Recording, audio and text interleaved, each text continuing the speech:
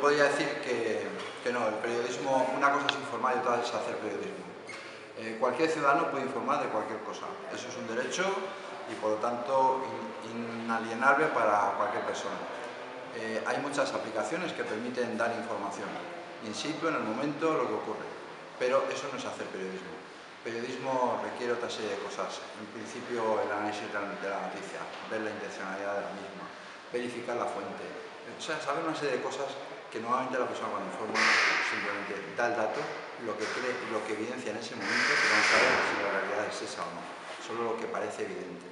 Y la noticia como tal dada por un periodista no tiene que ser lo que parece evidente, tiene que ser lo que es evidente, lo que realmente ocurre y de la forma más objetiva posible. Por tanto, ¿periodismo ciudadano? No creo. Periodismo, sí. ¿Información dada por ciudadanos? Seguro. Y cuanta más mejor.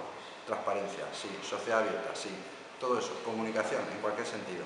Pero periodismo ciudadano, no. Solo periodismo a través de periodistas.